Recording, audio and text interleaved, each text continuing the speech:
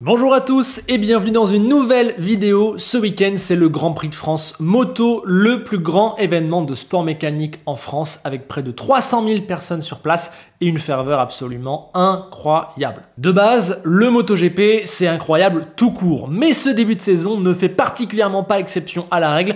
On se tape que des courses absolument géniales, notamment depuis Austin, où il y a eu l'une des toutes meilleures courses de tous les temps, tout simplement, suivi du meilleur sprint de l'histoire à Jerez et d'un duel Bagnaia-Marquez qui marquera l'histoire. Tout n'est pas parfait parce qu'il y a quand même quelques écarts entre certaines motos et on va y venir, voilà, tout n'est pas exceptionnel non plus, il y a quelques défauts évidemment, mais la saison là, elle est complètement dingue. La dynamique a le temps de changer 3 fois à chaque fois que les pilotes prennent la piste, c'est n'importe quoi. Et pour l'instant, en tout cas, au niveau du classement, ça donne ça. Jorge Martin est en tête devant Francesco Bagnaia, 17 points d'avance, suivent Bastianini, Pedro Acosta, évidemment, dont on va parler, Maverick Viñales qui a gagné à Austin, et Marc Marquez, incroyable. Nos Français sont 12e et 21e. On reviendra évidemment sur leur situation personnelle. De par la physionomie des machines, la facilité de commettre une erreur, l'exploit que c'est de monter sur ces engins et les performances ultra serrées, on a toujours du spectacle et des rebondissements en moto, encore plus cette année. Ça promet donc au Mans ce week-end, c'est absolument immanquable. Tu dois regarder ce Grand Prix et ensuite la suite de la saison si tu ne t'y es pas encore mis. Donc aujourd'hui, pour t'aider, je te donne les 8 choses à savoir pour tout comprendre et pour pouvoir suivre ce Grand Prix du Mans en toute sérénité. Numéro 1, Bagnaia Martin, acte 2, en sens inverse. L'an dernier, Bagnaia, le leader de Ducati, a pris son 2e titre de champion du monde consécutif au terme d'une lutte face à Martin, le jeune loup de l'écurie sœur de Ducati, Ducati Pramac, et vous l'avez vu, c'est encore ces deux hommes qu'on retrouve en tête du championnat, Martin devant Bagnaia. Si on caricature, on a un peu deux pilotes à l'approche opposée. Bagnaia construit ses succès patiemment, ne fait pas de bruit, chute finalement très peu et sort du bois souvent le dimanche pour assommer tout le monde. C'est le joueur d'échecs, l'équation insoluble du championnat depuis 2 ans. Martin, lui, fonce, s'en fiche de chuter, veut être tout le temps devant et moins réfléchi, moins technique. C'est un peu le chien fou, le dynamiteur du championnat. Bon, un dynamiteur quand même extrêmement régulier puisqu'il a su terminer 2e du championnat l'an dernier et puisque là, il est en tête évidemment. On va dire que sa folie lui permet à la fois d'être devant et de gagner et peut-être qu'elle l'empêche par moment de gagner jusqu'au bout et d'être champion. Une stat peut d'ailleurs bien symboliser la différence entre les deux si on veut vraiment rester dans ce style de la caricature. Depuis 2023, Martin a gagné 11 sprints, c'est 4 pour Bagnaia. Le rapport s'inverse en course, 9 victoires de Bagnaia, 4 de Martin. Voilà, c'est un petit peu ce qui différencie l'italien de l'espagnol. Et quand on voit le classement, mais aussi les courses de ce début de saison, on se dit qu'en 2024, on se dirige vers un nouvel épisode de leur duel, une saison 2, mais peut-être avec une dynamique inversée. Et oui, car Martin semble avoir changé, il est plus posé, il a appris à assurer des points plutôt qu'à toujours foncer pour avoir la meilleure position possible. Il est un petit peu moins fou, surtout, eh bien cette fois, c'est lui qui a de l'avance. Plus 17 au lieu de moins 39 à ce moment-là l'an dernier, en différentiel de 56 points à son avantage, c'est complètement dingue. S'il a réussi à menacer Bagnaia en 2023 avec du retard à la base, beaucoup de retard même, imaginez ce qu'il peut faire si cette fois il a de l'avance et qu'en plus il a un petit peu changé. Cela souligne aussi les difficultés de Bagnaia sur ce début de saison avec la nouvelle Ducati 2024. Pour l'instant, il n'a pas encore trouvé totalement son style, il court un petit peu sur la défensive de son propre aveu et puis aussi il a fait des erreurs depuis la mi-saison dernière, il n'est plus irréprochable. D'ailleurs, quand on regarde les points marqués depuis Le Mans l'an dernier, eh bien c'est Martin qui mène. Pecco n'est plus complètement intouchable.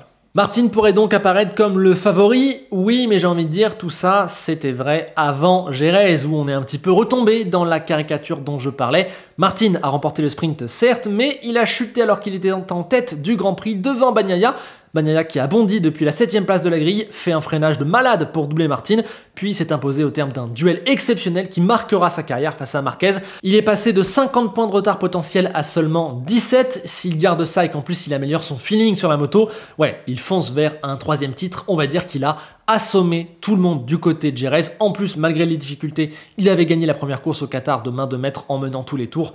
Bref, ouais, Bagnaia a fait un gros coup. Et là maintenant, c'est à Martin de répondre. S'il veut compléter sa transformation et devenir vraiment l'égal de Pecco, lui chipper le titre, bah c'est ça, c'est là-dessus que le championnat va jouer. Derrière, évidemment, vu le début de saison, il est trop tôt pour exclure tous les autres concurrents, mais j'ai envie de dire que vu la moto qu'il pilote, seul Enea Bastianini pourrait vraiment, je pense, s'intercaler face à ses deux collègues de chez Ducati. L'an dernier, le pauvre avait une saison complètement gâchée par les blessures pour sa première année chez Ducati. Il n'avait pas pu confirmer les talents qu'on avait vus chez Gresini. Mais en 2024, c'est beaucoup mieux parti. Pas de blessures, aucune chute d'ailleurs et énormément de régularité. Il n'a jamais quitté le top 6 en sprint et en course d'ailleurs, ce qui est quand même assez impressionnant. Il a aussi signé 2 podiums dans les courses. Voilà, la Bestia est à l'aise sur la Ducati 2024 et fait ce qu'on attend de lui.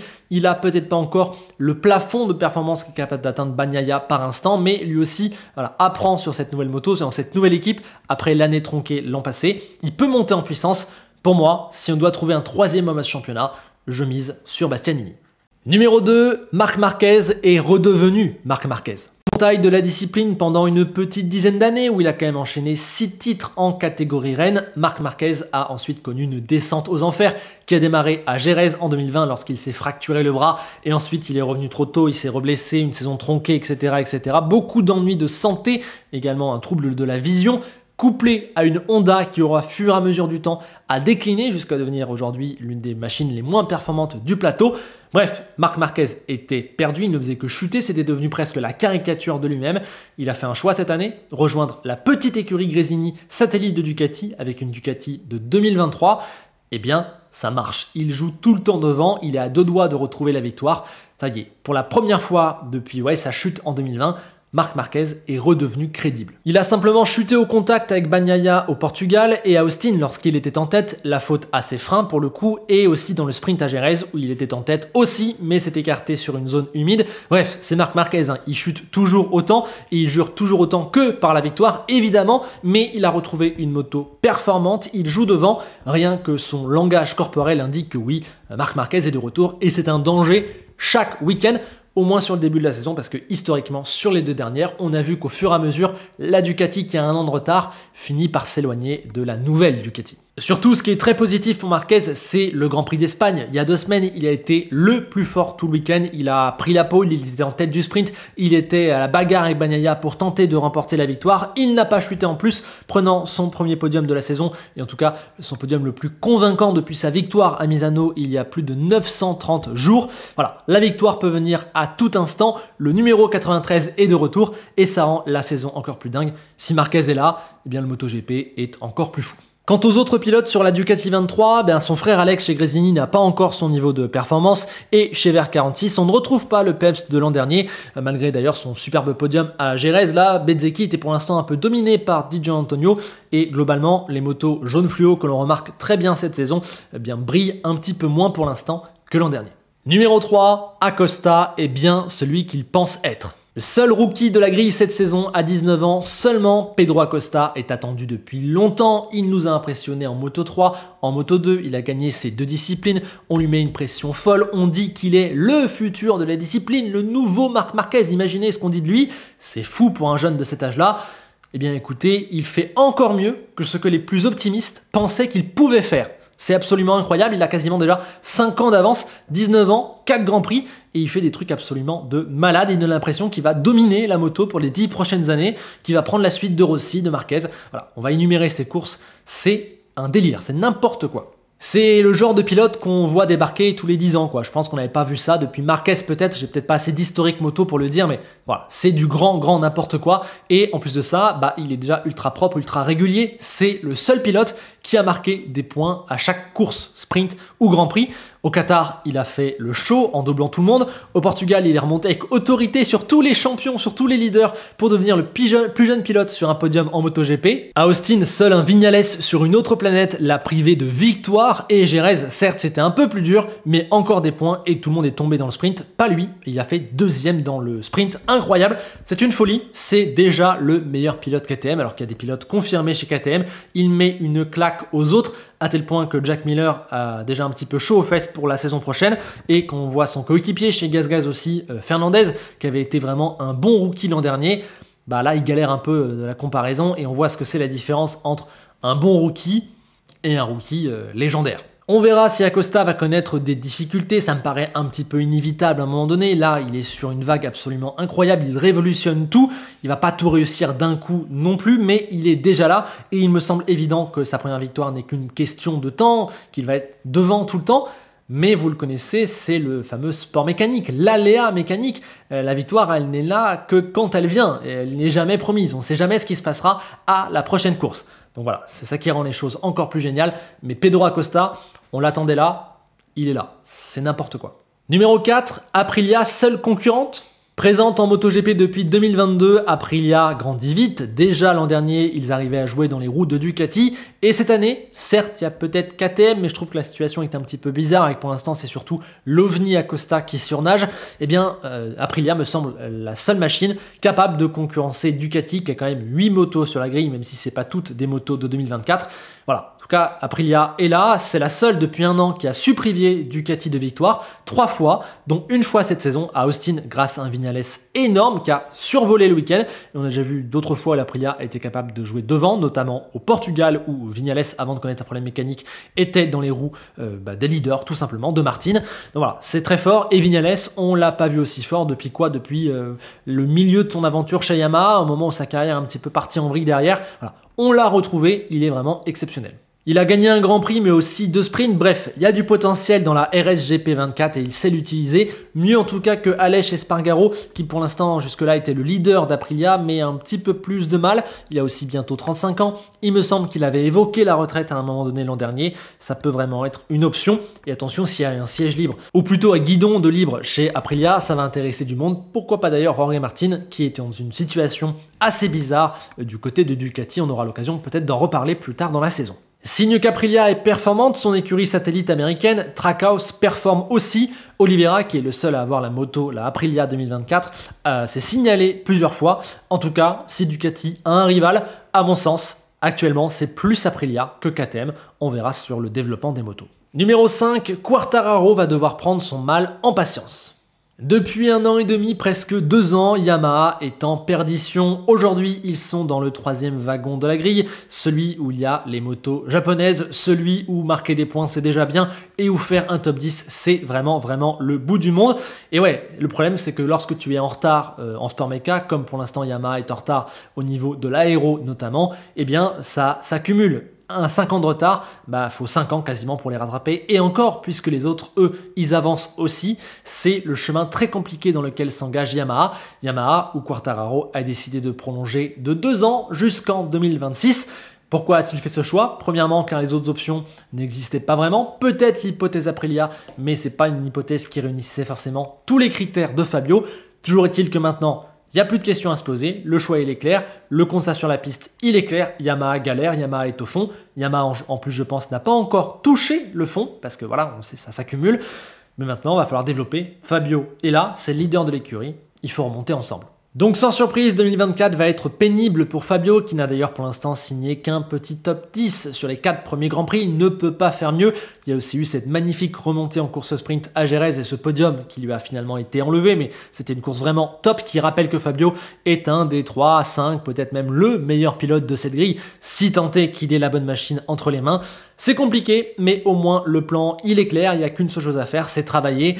Malheureusement, de nouvelles pièces ont été apportées lors de tests à Jerez et ne semblent pas avoir donné totale satisfaction, notamment sur la capacité à faire tourner cette moto. Les 2 pilotes Yamaha ont même des douleurs au bras intenses à cause de ça. Bref, c'est très compliqué. Fabio, il faut prendre son mal en patience. Malheureusement, il est dans la force de l'âge, le moment où il devrait être devant, où il devrait se donner à 100% absolument. Malheureusement, il ne peut pas, sa carrière prend un petit temps de retard de ce point de vue-là. Mais si jamais il arrive à dépasser les difficultés de Yamaha et à regagner sur le long terme avec eux, voilà, c'est énorme et c'est l'occasion de marquer l'histoire plus que jamais pour le champion du monde français. Numéro 6, Zarco a du boulot chez Honda. On le savait, en rejoignant Honda depuis Ducati Pramac, Johann Zarco changeait de paradigme et s'engageait dans un travail de longue haleine pour remonter au plus haut niveau une marque bien mal en point dans une écurie qui avait terminé avant-dernière au classement par équipe l'an dernier, évidemment. Mais malheureusement, le problème, c'est que malgré des signes encourageants sur le tout début de la saison, les tests et Bahreïn, eh bien, il semble que la moto soit un petit peu plus loin que prévu et on va le dire clairement pour l'instant, ça me semble être la machine la moins performante. Les 4 pilotes Honda sont malheureusement souvent dans les 4 dernières positions, en tout cas tout en bas, notamment sur le tour rapide. Le plus inquiétant, c'est que pour l'instant, on ne trouve pas vraiment de solution et que les évolutions ont déçu à chaque fois, notamment la moto testée à Barcelone puis à Jerez. Le manque d'appui et l'instabilité du train arrière sont pour l'instant impossibles à régler. Dans cette réalité difficile, mais une réalité avec laquelle il va falloir travailler pour aller de l'avant, et bien pour l'instant, Johann Zarco est le pilote Honda le plus performant. Il lui est arrivé de coller plus d'une seconde à la deuxième meilleure Honda en qualification. Il a failli 2 fois passer en Q2 d'un rien. Donc voilà, c'est très bien. Malheureusement, la partie course a souvent été plus difficile. On se rappelle notamment du Portugal, mais il a aussi connu beaucoup de chutes cette saison, je dirais un petit peu plus que d'habitude. Cependant, toutes ne sont pas de sa faute. On fait un petit coucou à Aleix Espargaro et à Freddy Spencer au passage. Face à lui, il y a un défi immense, mais plutôt que de le démoraliser, parce que ne plus jouer devant, forcément, c'est un petit peu difficile. Du point de vue du public, on se dit mince, c'est dommage, Johann n'a plus la moto pour aller chercher des podiums alors qu'il en aurait encore le niveau, mais je pense que ça lui fait ouvrir une nouvelle page dans sa carrière, celle du pilote expérimenté. Il a aussi maintenant l'âge pour ça, je crois que c'est le deuxième plus âgé sur la grille, évidemment. C'est un défi super intéressant que l'on documente une nouvelle fois dans Team Zarco, la saison 2 avec Canal+, et on sera d'ailleurs au Grand Prix de France au Mans.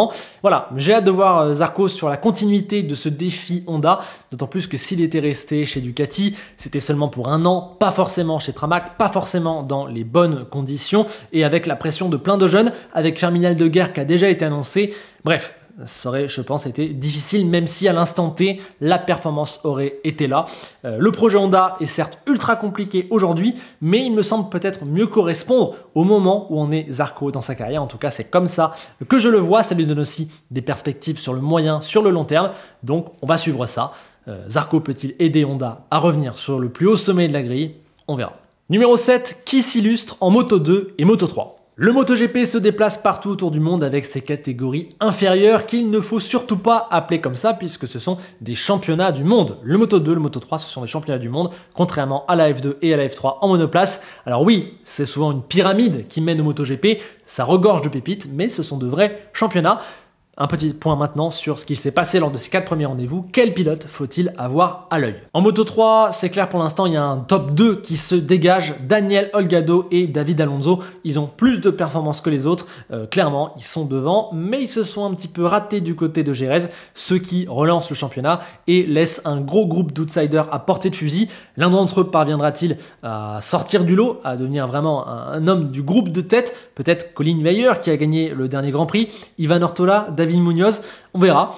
Sinon, il y a le rookie, le vainqueur de la Red Bull Rookies Cup, le nouveau Pedro Acosta, entre guillemets, Angel Piqueras, bien qui se débrouille déjà très bien, il performe, il va chercher des gros points, et il est même déjà monté sur un podium à Austin dans une course folle, donc ça c'est très bien. Attention à lui, on le sait. Et si je dois citer un dernier nom, un rookie qui m'a plutôt impressionné, que je n'attendais pas, que je ne connaissais pas sur début de saison, c'est l'Australien Jacob Rulstone. Voilà, il m'a fait bonne impression, donc on va le garder à l'œil. En Moto 2, Fermin Aldeguer a déjà été annoncé chez Ducati en 2025. On ne sait pas où, mais il courra en MotoGP sur une Ducati.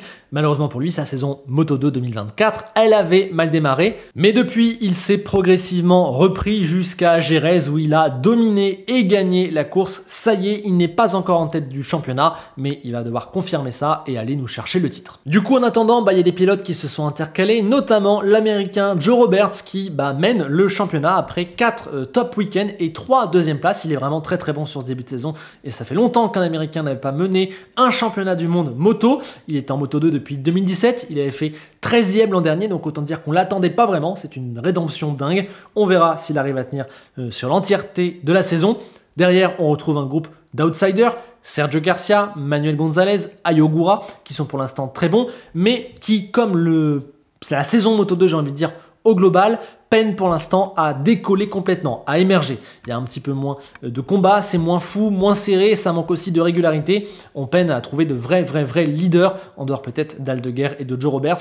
Prenez par exemple Tony Arbolino, qui l'an dernier a failli gagner le championnat, qui concurrençait Acosta, qui a failli monter en MotoGP. Il n'est pas là où on l'attendait. On a aussi Lopez et Canet qui, je trouve, sont irréguliers. Vietti qui est trop loin, Guevara qui n'y arrive pas. C'est compliqué, c'est dur également pour les rookies, mais c'est un schéma classique. On sait que généralement, la première saison Moto 2, elle est assez compliquée. Voilà. Honshu, Morera, Artigas, Massia ou Sasaki, voilà. Pour l'instant, ils ne se sont pas encore signalés, alors que c'était des énormes pépites en Moto 3. On va leur laisser le temps. Et numéro 8, qu'attendre du Grand Prix de France? Et donc pour finir, voici les clés de ce Grand Prix de France moto. Déjà, on commence Par les horaires, on est en Europe, donc c'est du classique. En gros, essai à 10h30 le vendredi et à 15h l'après-midi. Les qualifs, elles seront vers 10h30, 11h le samedi avec une course sprint à 15h et un Grand Prix à 14h le lendemain. Je rappelle évidemment que tout ça se passe sur les antennes de Canal+ et qu'il n'y a qu'une qualif qui donne la grille de départ du sprint et du Grand Prix. Côté enjeu, évidemment, la première chose qu'on attend, c'est la réponse de Martin à Bagnaia. On sait qu'il lui a mis un gros coup sur la tête et que tout ne s'est pas passé comme il le voulait à Jerez.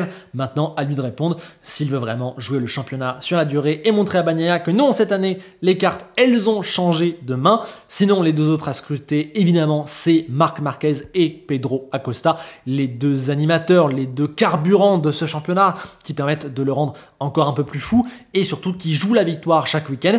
Et si l'un d'entre eux l'obtient au Mans, c'est automatiquement absolument énorme et légendaire. Donc attention, on les garde à l'œil.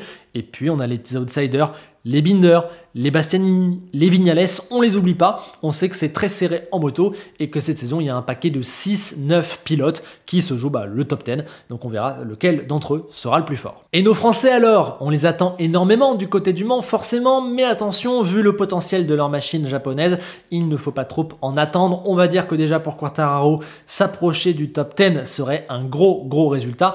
Et pour Zarco, s'il marque des points avec la Honda, aussi c'est un résultat satisfaisant.